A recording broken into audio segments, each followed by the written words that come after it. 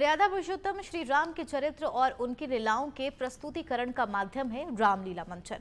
भारतीय लोक परंपरा, संस्कृति और धार्मिक मान्यताएं लोगों को खुद से नहीं अपितु एक दूसरे से भी जुड़ने का सीख देते हुए पूरे समाज को एक सूत्र में पिरोने की जिम्मेदारी निभा रही है। रामलीला इन्हीं परंपराओं, संस्कृतियों में से एक है। इसके माध्यम से समाज में बुराई पर अच्छाई की जीत का संदेश मिलता है, तो वहीं सामाजिक समरसता की भी अनूठी झलक रामलीला मंचन के दौरान उसके माध्यम से प्रस्तुत की जाती है। अभिनय की बात यदि की जाए तो भारतीय फिल्म इंडस्ट्री में मनोज वाजपेयी से लेकर आशुतोष राणा और नवाजुद्दीन सिद्दीकी तक अपने क्षेत्रों में मंचों पर रामलीला में विभिन्न पात्रों को निभा चुकी है और आज अभिनय जगत की बुलंदियों पर आसीन है। रामलीला से जुड़ी देखिए हमारी यह खास रिपोर्ट। रामलीला को जिस भी नजरिए से देखा जाए उसमें हर क्षेत्र के विषय में कुछ न कुछ सिख संदेश, जानकारी अवश्य छिपी होती है। और आज भी 21वीं सदी में भारत की यह प्राचीन परंपरा देश ही नहीं बल्कि दुनिया में भी अपनी पहचान, अपना अस्तित्व बनाए हुए है। रामलीला मंचन ने गांवों की गलियों से निकलते हुए महानगरों की लाइमलाइट दुनिया तक का सफर किया है। हमारे देश में अभी भी कई लोग हैं जिन्होंने अपनी पूरी जिंदगी रामलीला को समर्पित कर दी। आज के आधुनिक परिवेश में जब टेलीविजन की दुनिया में प्राइम टाइम पर लुभावने सीरियल्स प्रसारित होते हैं, ऐसे में रामलीला मंचन के 9 दिनों के दौरान शायद इन सीरियल्स की टीआरपी सबसे कम होती है। आपको बता दें, जयपुर के आसलपुर में एक शख्स हैं जो कि 12 साल की उम्र से ही अभिनय करने की शुरुआत करते दिखे।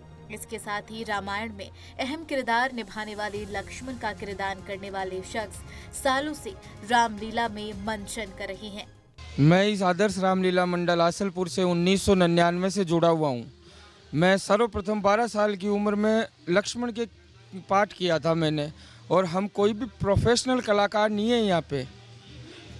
इस रामलीला मंडल में 50% से ज़्यादा तो सरकारी कर्मचारी है जो अपनी छुट्टियाँ ले लेके प्रभु की इस लीला को समर्पण भाव से पूरी करते हैं।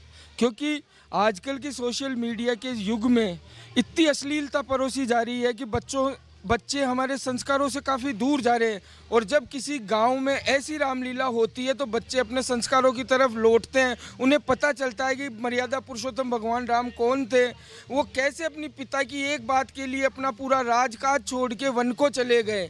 ऐसे ही कोई मर्यादा पुरुषोत्तम नहीं बनता है। जब वो गए थे, जब वो श्री राम थे, लेकिन जब वो वनवास से लौटे तो वो मर्यादा पुरुषोत्तम भगवान श्री राम थे। और रही बात आपके पैसों की, तो यहाँ सर कोई भी पैसा लेके कार्य नहीं करता है। हम सब, मैं दिल्ली लोकनायक अस्पताल में नर्सिंग ऑफिसर हूँ। पिछले 6-7 दिन से मैं छुट्टी लेके यहाँ आया हुआ हूँ। केवल और केवल हम इस गांव के बच्चों को अच्छे संस्कार देना चाहते हैं और इसका कोई उद्देश्य नहीं है।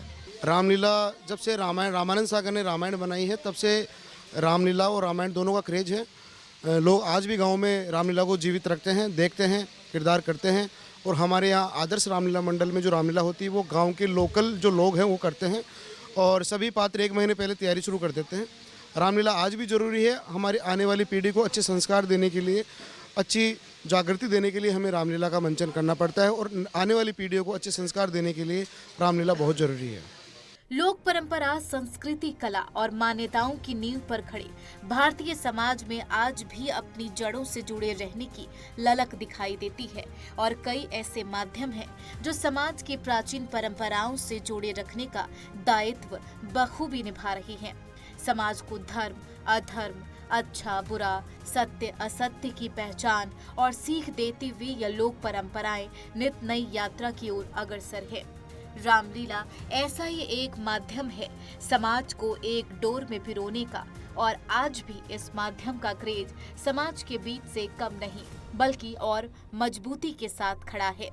रामलीला देखने के लिए उमड़ने वाली भीड़ इस बात की तस्दीक काफी हद तक स्पष्ट हो जाती है कि यदि समाज के सामने आकर्षक और रोचक तरीके से किसी कला का प्रस्तुतिकरण किया जाए तो मनोरंजन के नाम पर समाज के सामने फुहरता प्रदर्शित करने और अश्लीलता परोसने की जरूरत नहीं।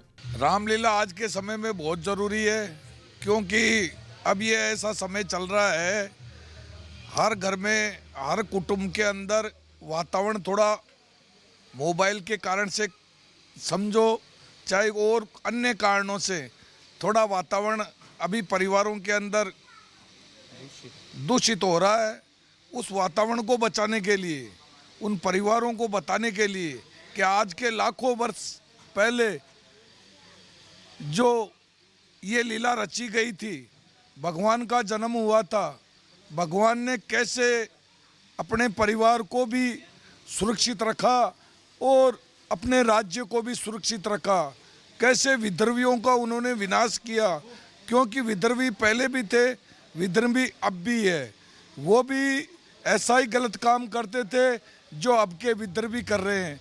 भगवान ने मर्यादा पुरुषोत्तम श्री राम के रूप में जन्म लेकर विद्रोहियों का विनाश किया और समाज में, हिंदू समाज में एक मर्यादा बनाई, जो मर्यादा निरंतर आज लाखों वर्षों से यहाँ रामलीला के मंच द्वारा सभी गांवों के अंदर जहाँ जहाँ ये मंचन होता है वहाँ दिखाया जा रहा है कि किस प्रकार से कैसे अपने जीवन में, सामाजिक जीवन के अंदर अच्छे गुण होने चाहिए, अच्छे विचार, अच्छे संस्कार, अच्छे संस्कारों से ही समाज संस्कारित होता है।